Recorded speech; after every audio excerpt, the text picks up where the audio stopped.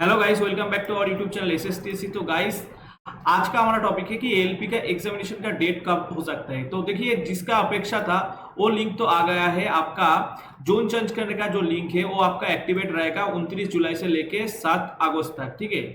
लेकिन इसके बाद कब आपका एग्जामिनेशन होने वाला है, उसके लिए प्रोबेबल डेट क्या है कि आपका अगस्त में एग्जामिनेशन हो सकते हैं, क्योंकि ऑलरेडी जो आपका एएलपी का जो एग्जामिनेशन कैलेंडर है जिसमें आपका इंपॉर्टेंट टाइमलाइन आया था, उसमें अनाउंस हुआ था कि रेलवे की तरफ से कि आपका एग्जामिनेशन होने का जो चांस है वो है सीबीटी 1। देखिए इधर में सीबीटी 1 होने का जो चांस है जून से लेके अगस्त के अंदर, एंड सीबीटी 2 होने का चांस था आपका सितंबर 2024। ये रेलवे का एक नोटिस था, ठीक है, जिसमें टेंटेटिव टाइमलाइन करके जो नोटिस आया था इसमें रेलवे ने मेंशन किया था।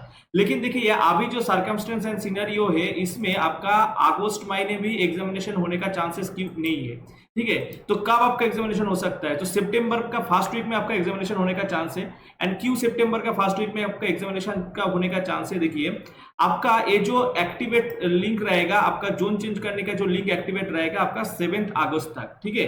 तो 7 अगस्त तक कितना सारा स्टूडेंट्स कौन सा जोन में अप्लाई कर रहा है, कौन सा आरआरबी के अंदर कितना स्टूडेंट्स आ रहा है, ठीक है, वो डेटा आपका 7 तारीख के बाद ही आपको पता चल जाएगा। 7 जो अगस्त, उसमें रात 12 बजे के बाद ये डेटा आपके सामने आएगा, उसके पहले ये डेटा आने का कोई चांसेस नहीं है। एंड देखिए एक इंपॉर्टेंट पॉइंट जो है इसके साथ कि आपका एग्जामिनेशन कंडक्टिंग एजेंसी ईसीए, ठीक है, तो ईसीए कौन होने वाला है, कौन सा एजेंसी जो है अभी इस साल एग्जामिनेशन लेने वाला है, इसका प्रोसेस भी अभी तक फाइनलाइज नहीं हुआ है। ईसीए का जो टेंडर प्रोसेस है वो ऑलरेडी हो चुका है, लेकिन एलओसी, ठीक है, लेटर ऑफ एक्सेप्टेंस, कौन सा एजेंसी को ये जो एलओसी मिल रहा है, देखिए टीसीएस का मिलने का बहुत चांसेस है, क्योंकि जो तीनों एजेंसी ने अप्लाई किया था, टेंडर में पार्टिसिपेट किया था, उसके अंदर इस टीसीएस जो है उसका चांसेस ज्यादा है, क्योंकि टीसीएस का प्रीवियस एक्सपीरियंस है एंड सक्सेसफुली प्रीवियस बहुत सारा एग्जामिनेशन टीसीएस ने कंडक्ट किया है। नॉट ओनली रेलवे, इन्होंने आपका एसएससी का भी एग्जामिनेशन कंडक्ट किया है, ठीक है। तो देखिए इंफ्रास्ट्रक्चर के तौर पर देखा जाएगा कि तो टीसीएस का बहुत चांसेस है ये जो एलओसी मिलने के लिए, लेटर ऑफ एक्सेप्टेंस आपका मिलने का बहुत चांसेस है, ठीक है, एग्जामिनेशन कंडक्टिंग एजेंसी के रूप में।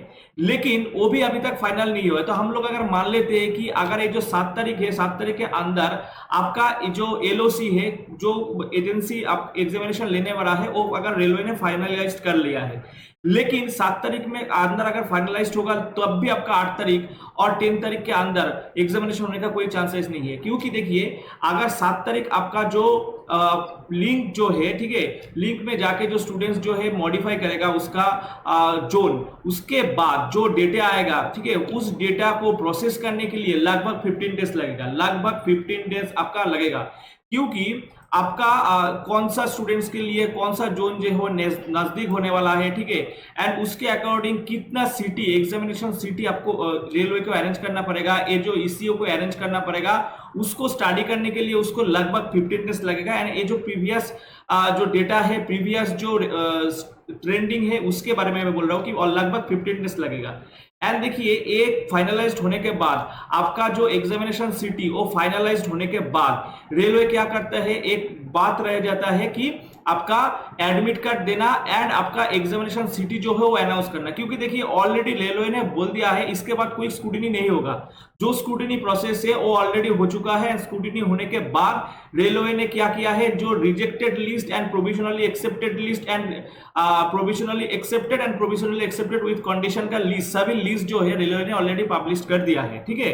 तो अभी स्क्रूटिनी होने का कोई चांसेस नहीं है, लेकिन कौन सा आरआरबी में कितना स्टूडेंट जा रहा है, ठीक है, उसका डेटा जो ईसीए का जरूरी है, क्योंकि उसके मुताबिक कौन सा आरआरबी के अंदर उसको कितना एग्जामिनेशन सिटी उसको करना पड़ेगा, कितना उसका कैपेसिटी करना पड़ेगा, कितना शिफ्ट में उसको एग्जामिनेशन लेना पड़ेगा, इसका जो स्ट्रेटेजी उसको बनाना पड़ेगा, उसी के लिए उसको लगभग 15 डेज लगेगा, ठीक है। तो 7 तारीख के बाद 15 डेज इसको देना पड़ेगा। उसके बाद आपका 10 डेज एग्जामिनेशन होने से पहले, 10 डेज पहले आपका एग्जामिनेशन सिटी, एडमिट कार्ड, ये जो प्रोसेस है, ये जो फॉर्मेलिटीज है, उसको लिए देना पड़ेगा, ठीक है। तो 7 तारीख के बाद और 15 डेज अगर हम कैलकुलेट कर लेते हैं तो देखिए ये इसको 15 डेज में आपका जो अगस्त महीने है वो बीत जाएगा, ठीक है। तो अगस्त महीने में रेलवे का एग्जामिनेशन होने का चांसेस बहुत ही कम है।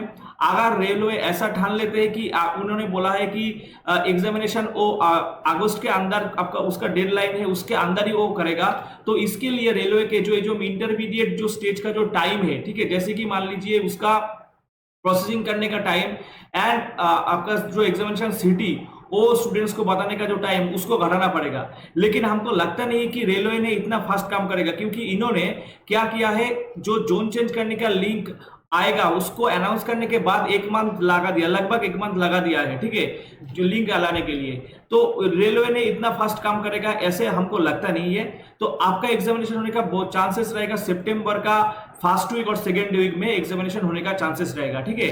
तो सितंबर में जो सीबीटी 2 का जो बात हो रहा था, रेलवे ने जो एडवर्टाइजमेंट जो नोटिस दिया था उसमें आपका सीबीटी 2 होने का चांस भी सितंबर में नहीं है, उसमें सीबीटी 1 होने के बाद 1 मंथ बाद में अक्टूबर या नवंबर में आपको सीबीटी 2 होने का चांसेस है, ठीक है। तो मेरा ख्याल से लग रहा है कि सीबीटी 1 एग्जामिनेशन आपका एलपी का जो सीबीटी 1 जो टायर 1 जो एग्जामिनेशन होने का चांसेस हो, तो सितंबर का फर्स्ट और सेकंड वीक में आपका एग्जामिनेशन होने का चांस है। तो ये वीडियो अगर अच्छा लगा है तो चैनल को सब्सक्राइब कर दीजिए एंड फ्रेंड्स के अंदर जरूर शेयर कीजिए। थैंक्स फॉर वॉचिंग, मिलते हैं नेक्स्ट वीडियो में।